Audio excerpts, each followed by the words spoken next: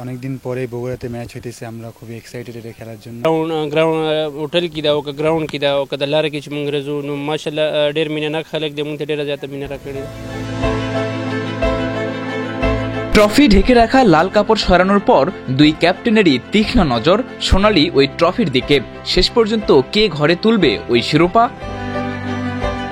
সম্প্রতি আফগানিস্তানের কাছে ওয়ানডে সিরিজ হেরেছে বাংলাদেশ। টাইগার যুবাদের পালা সিনিয়রদের সেই হারের প্রতিশোধ নেবার। আর আফগানিস্তান অনূর্ধ্ব 19 দলের সামনে চ্যালেঞ্জ রশিদ নবীদের ধারা বজায় রাখার।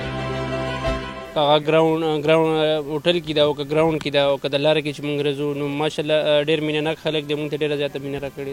Respect and support that we receive from Bangladeshi people, it's truly amazing and we do appreciate it.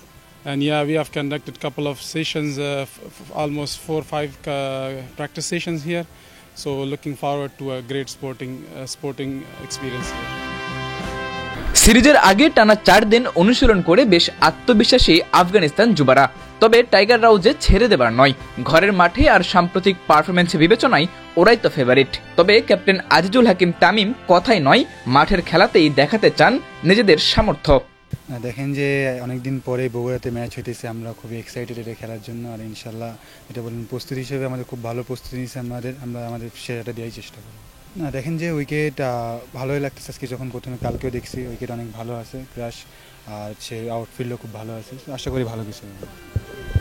ম্যাচের আগে শেষ অনুশীলনে টাইগার যুবাদের ফিটনেস ট্রেনার রিচার্ড স্টোনিয়ারকে দেখা গেছে বেশ চনমনে।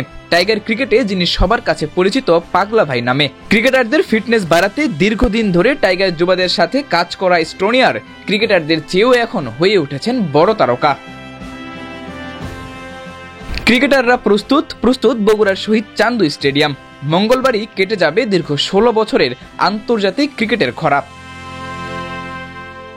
সাদাতুর রাফি, 71।